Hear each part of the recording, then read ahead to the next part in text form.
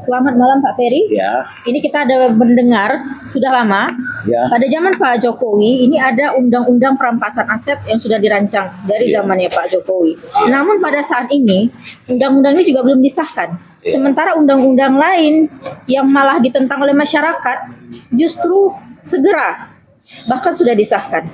Nah, bagaimana menurut Pak Ferry mengapa undang-undang ini sampai saat ini belum ada?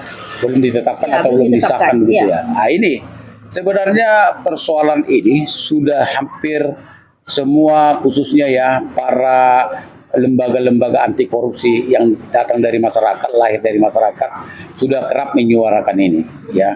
Dan anehnya memang tidak terlalu banyak pihak ya, atau katakanlah organisasi-organisasi anti korupsi dari masyarakat yang menyuarakan ini. Terlebih dari mahasiswa sendiri sangat jarang menyuarakan ini. Memang menjadi pertanyaan besar, ada apa dengan mahasiswa? Seharusnya mahasiswa itu kan terdepan ya. Oke, kita kembali kepada pertanyaan. Jadi kalau pertanyaannya kenapa kemudian sudah lama RUU perampasan aset ya diajukan atau diusulkan oleh Bapak Presiden Jokowi di kala itu sampai detik ini juga belum dibahas dan belum ditetapkan sebagai undang-undang, maka ya kalau kita berpendapat ya tidak mungkin ada alasan lain kecuali alasan ketakutan bagi yang membahas atau ingin menetapkan itu, yaitu para anggota DPR itu sendiri. Ya, karena Anda harus tahu bahwa isi daripada undang-undang perampasan aset itu adalah sebuah ancaman dahsyat dan mengerikan bagi siapapun ya, bagi siapapun yang pernah korupsi ya, baik itu di masa yang lalu, baik itu masa yang akan datang. Itu adalah undang-undang yang sangat mengancam dan menakutkan, lebih menakutkan daripada bom nuklir di Hiroshima. Luar biasa. Iya, lebih menakutkan daripada monster seseram apapun. Seperti kita tahu ada monster-monster yang menyeramkan ya, yang sering ditonton di film-film itu, lebih menakutkan daripada itu. Apa isi undang-undang tersebut sehingga menakutkan itu, Pak? Di antaranya, setiap para pelaku koruptor atau korupsi yang terbukti sebagai tindak pidana korupsi ya, diproses hukum oleh penegak hukum ya, nantinya tidak cukup hanya diponis penjara misalnya 4 tahun, 5 tahun, 10 tahun atau 20 tahun.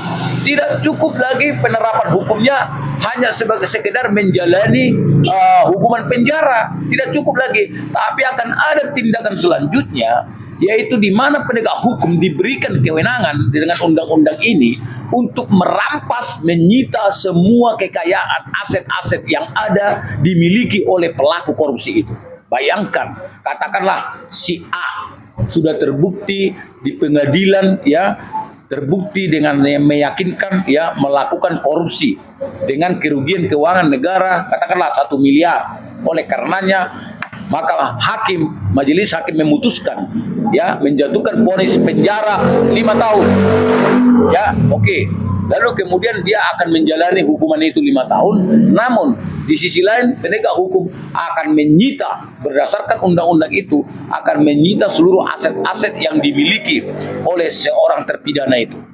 Bayangkan jika itu terjadi, maka kekayaan yang dimilikinya akan diidentifikasi oleh penegak hukum, diincar, dicari, lalu kemudian disita untuk negara, lalu kemudian keuangan dan harta sitaan itu menjadi kekayaan negara yang nantinya menjadi pendapatan negara, lalu dengan sendirinya kita harapkan dan diharapkan menjadi kekayaan negara yang bisa kemudian bermanfaat untuk dalam rangka meningkatkan ekonomi masyarakat dan mesejahterakan masyarakat.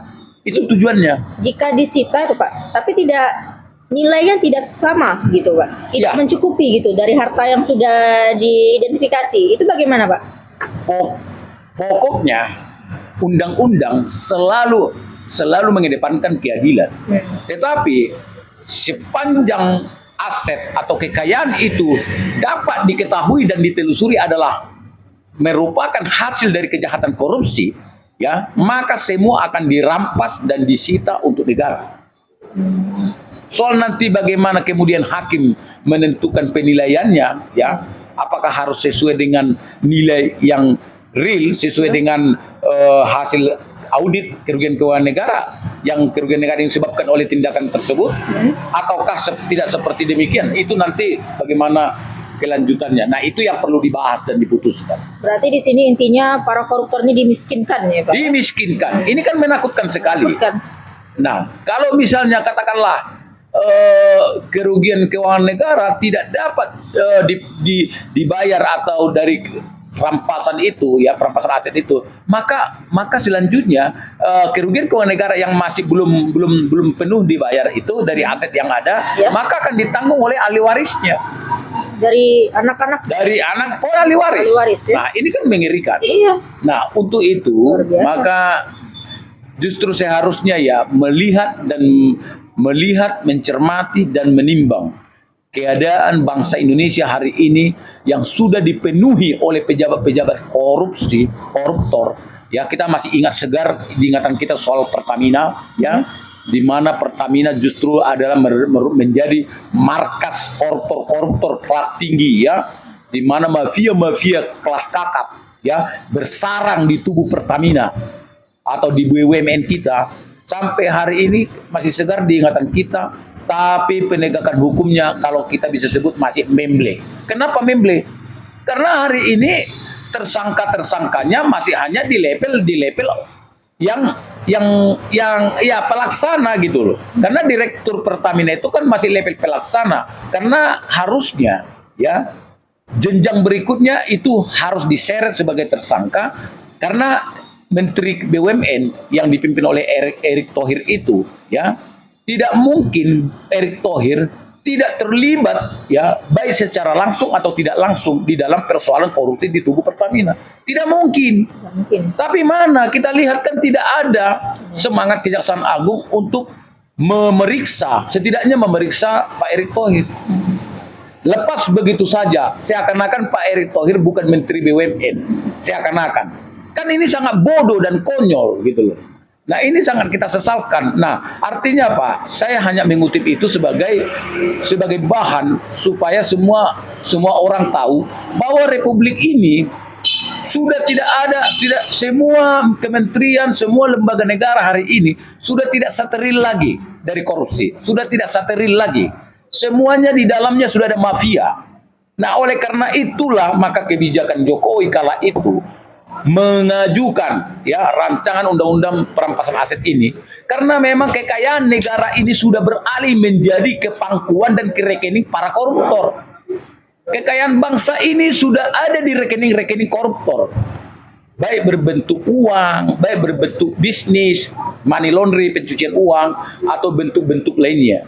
Jadi oleh karena itulah makanya Jokowi, karena sudah mengidentifikasi ini dengan baik, ya, melalui orang-orang yang memang memiliki kompetensi dalam menyelidiki itu, makanya beliau kemarin itu mengajukan rancangan undang-undang perampasan aset supaya kerugian keuangan negara yang demikian besar ya di tangan korupsi itu bisa dikembalikan ke negara dan kemudian negara mendapatkan surplus. Negara mendapatkan surplus secara keuangan tentu ya dapat kemudian mensejahterakan masyarakat dengan pola-pola pembangunan dan skema-skema ekonomi yang bisa dilaksanakan oleh pemerintah. Itu tujuannya. Sampai hari ini ya, jangankan diputuskan dan ditetapkan, mungkin diingat oleh 580 anggota DPR di Senayan Jakarta pun tidak pernah lagi. Bahkan pura-pura lupa. Pura-pura lupa sekarang 580 anggota DPR itu, pura-pura yang dibahas itu yang lain. Karena apa? Undang-undang perampasan aset itu adalah menakutkan seperti bom nuklir di Hiroshima. Dan ini juga akan membuat efek jera dari undang-undang ini kepada koruptor. Betul. Jadi memang itu harapannya ya, bahwa undang-undang perampasan aset ini tentu bisa membuat satu simpul ya, semacam katakanlah efek jera yang sangat berarti untuk para koruptor dan calon-calon koruptor yang akan datang. Betul. Tapi sampai hari ini faktanya mana? Dan mahasiswa pun sepertinya nggak bergairah untuk menyuarakan ini. Yang mereka suarakan justru hanya masalah ijazah Pak Jokowi. Ya kan? Yang mereka suarakan ijazah Pak Jokowi. Saya juga bingung kalau andaikan Pak Jokowi sekarang di penjara karena ijazah itu, untungnya buat bangsa ini apa? Harusnya ini yang disuarakan. Harusnya ini yang disuarakan. Karena untuk nyata-nyata untuk kepentingan, termasuk kepentingan mahasiswa itu sendiri. Ya kan? Karena apa? Anggaran untuk perguruan tinggi di Indonesia pun nanti akan diefisiensi oleh pemerintah, ya dikurangi, Ya. karena kekayaan negara sudah habis dikorupsi. Jadi mahasiswa itu buka dong hatinya dan matanya. Ya kan, jangan hanya diperalat oleh para politikus atau para mafia. Berdemolah dan beraksilah secara jiwa patriotik untuk bangsa dan negara. Pikirkanlah jangka panjang kepada anak cucu, bukan hanya hari ini. Saya menduga ya, jadi banyak mungkin mahasiswa yang bergerak hanya karena dorongan uang atau dorongan pihak-pihak tertentu. Nah, ini kita sayangkan. Semoga mahasiswa kita hari ini mulai sadar ya. Ya. Karena kalau kita kemudian tidak mengalihkan pandangan mata kita kepada tindakan kejahatan korupsi, maka negara ini sebentar lagi akan hancur dan chaos ya. Kita akan hancur lebur menjadi negara miskin. Begitu. Terima kasih Pak Peri atas informasi dan tanggapannya pada malam hari ini. Selamat Terima malam. kasih.